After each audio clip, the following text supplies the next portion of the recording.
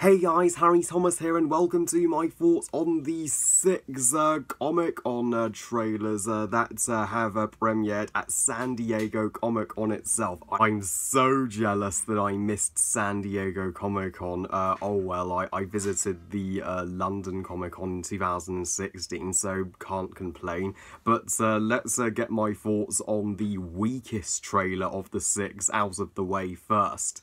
Godzilla King of the Monsters trailer for the 2019 sequel to Gareth Edwards' 2014 version of Godzilla, which at the time that was one of my most anticipated movies of 2014.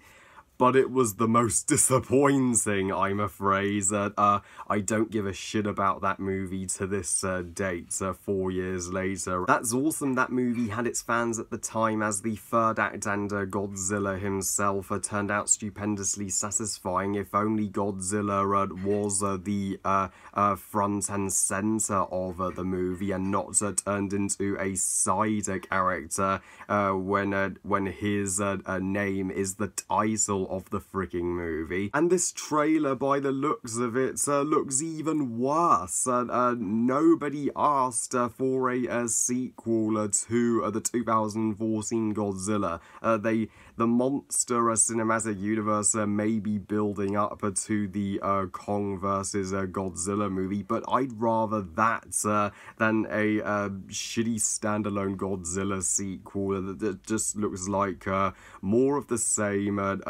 human characters that you won't give a shit about. And this trailer shows that it will have an entirely new protagonist, this lady who shall be the viewer for the Godzilla monster fights. But I'm just like, what the heck happened to Elizabeth Olsen and Aaron Taylor Johnson? And how come they brought back the dude from the first movie who was like, the arrogance of man is that we think nature's in our control and not the other way around, let them fight. So he returns, but none of the other characters from the first movie return. Even Vera Fangma appears in this trailer. Vera Fangma, one of the greatest actresses ever. She deserves better, and this trailer shows barely any fucking Godzilla, similar to the first Godzilla had a total absence of Godzilla himself. But this trailer just shows him once, literally in a hectic storm. I'm like, that image just has him mimicking the kaiju from Pacific Rim. Not impressed with this trailer, not on board with this movie in any way, shape or form, and I predict I'll give it a epic rant in 2019. On to Shazam, one of the double premiered DC trailers. As much as I'm a DC fanboy, one of the DC trailers Comic-Con released I adore, and the other not so much. Shazam looks like a freaking joke. It looks like a parody for DC. I get there are those who request DC to return to the days back when they were more light-hearted and campy, but light-hearted doesn't necessarily equal a better movie, I'm afraid. Yeah, this Shazam trailer, it just looks like this character is a parody of Superman. I never felt one snidget of Shazam from this entire trailer, and the kids that Shazam does form a unlikely bond with. He's with his foster parents. He's bullied as shit at high school, and then he befriends a superhero to turn his frown upside down. Judging by the trailer, it's as if this movie is stealing a trillion other movies and putting it into one, and the world itself shakes. This is the first DC trailer I'm underwhelmed with. It's okay, DC. I never meant that. I'm staying a DC fanboy forever. I just meant the Shazam trailer. It's okay.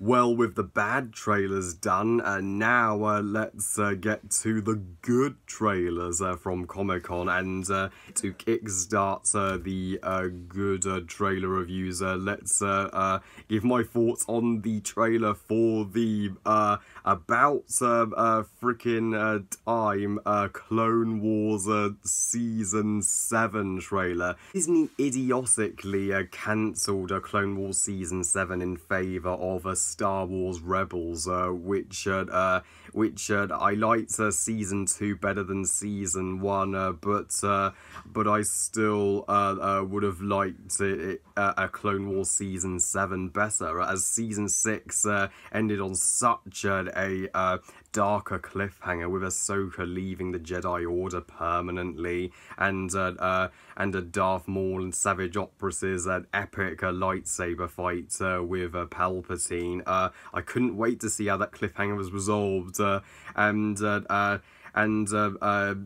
finally Disney have realised that cancelling Clone Wars in the first place was wrong, so they're making amends with Star Wars fans. Thankfully, I may have a good relationship with Star Wars again after Solo, a Star Wars story after this trailer yet, but it was awesome to see that this trailer shall mean that the 7th season will tie into the opening of Revenge of the Sith. Anakin and Obi-Wan at this point look exactly like Anakin and Obi-Wan in Revenge of the Sith, and even Ahsoka returns in a hologram, and she's like, Master, it's been a while. Ahsoka is awesome. We're finally going to have a proper passing moments with her and Anakin before her master becomes cinema's greatest villain, and it's going to be heart-wrenching seeing the clones turn to the dark side, as well as Anakin once Order 66 is carried out. And they may also show Palpatine planning with Count Dooku and General Grievous his false capture in the opening of Revenge of the Sith, and this season had better explain Darth Maul's escape from Palpatine's clutches. As for the Glass trailer, which is the conclusion to the trilogy, the second installment being Split, which I reviewed back in 2017. That's one of Shyamalan's good movies, even though Shyamalan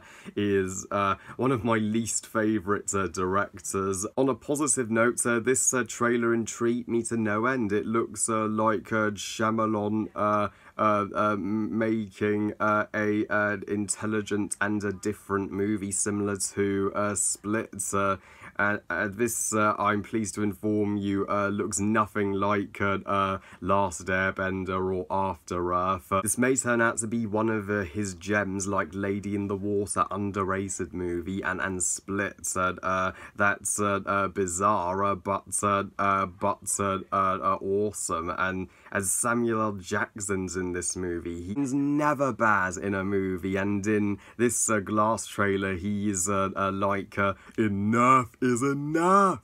I've had it with this motherfucking hate from motherfucking Shyamalan movies. Everybody strap in. I'm about to star in a fucking good Shyamalan movie. My second favourite trailer from Comic-Con is the trailer for the DCU movie this year that us DC fans have extremely patiently waited for, but finally Comic-Con posted it, Aquaman. Aquaman, Jason Momoa of the new characters in Justice League, he was the most badass, and finally we get to see his origin movie. movie and learn even more about him. And I have my Aquaman Triton, especially for talking about this trailer, which I shall also hold in my review come December. This is by far my most anticipated superhero movie of 2018. I mentioned in my top 10 most anticipated movies of 2018, I was anticipating this movie above Avengers Infinity War and Black Panther.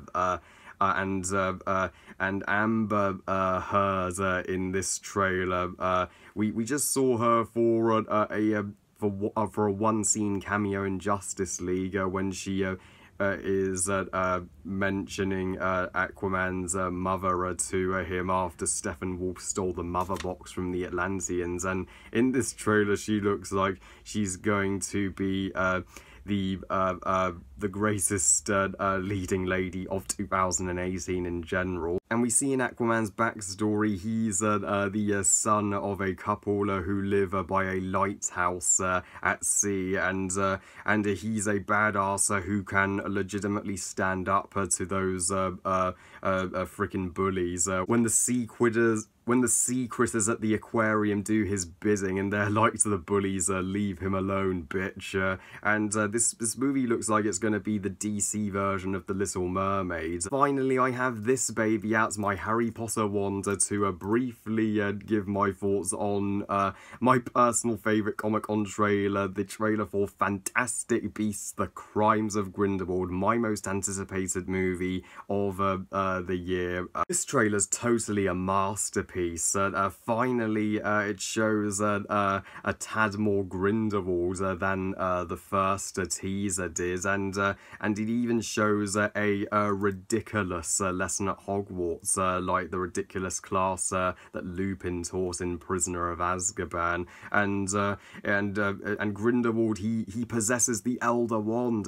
Thank you ever so much, J.K. Rowling. By including the Elder Wand, she's tying into Harry and Voldemort's personal fights in Deathly Hallows, and it looks like Newt and Dumbledore shall team up in this movie to literally prevent Grindelwald from getting rid of the Muggles. Even a brief cameo in the final moments of the trailer from Nicholas Flamel, the creator of the Philosopher's Stone. But by 500-year-old man standards, he looks far better than Gollum ever did. Beasts here look far more intimidating than the cutesy cuddly-wuddly beasts in the first movie, implying that this movie is going for a more edgier and darker tone than the first. And we even get a glimpse of Newt's Lestrange girlfriend. Newt, I'm sorry to burst your bubble, buddy, but you have no clue that your girlfriend is a member of the family that shall support he who must not be named 70 years from now. I cried during this trailer, but absolutely loved it. This movie shall boost Johnny Depp's career after reports of him drinking vodka for breakfast. This movie shall be Christmas in November. I cannot wait a millisecond longer. Before we conclude today's Comic-Con trailer reviews, I wanted to give an extremely special shout out to one of my favourite YouTubers, period, and such an awesome subscriber, Bethany Mia. She kindly gave me a shout out in her shout out video. Ah, bless her. So to properly thank her, before we conclude today's trailer reviews, I wanted to give an extremely special shout out to one of my favourite YouTubers, period, and such a awesome subscriber, Bethany Mia. She ever so kindly gave me a shout out in her shout out video. Ah, bless her. So to give her a proper thank you, I'm giving her a well-deserved shout out. She's this close to 2k subs, so if you could could sub to her channel and give her that 2k subs, that would be awesome. And so yeah, San Diego Comic-Con always releases the trailers which grab my attention. Well, I love you guys, thank you for watching. I hope you guys enjoyed these Comic-Con trailer reviews, and which is your favourite and least favourite of the Comic-Con trailers? Please comment and let me know. Please like this video and subscribe. Please follow on Twitter and on Google Plus and on Instagram, and I'll see you all next time. And remember, movies are us. Bye guys.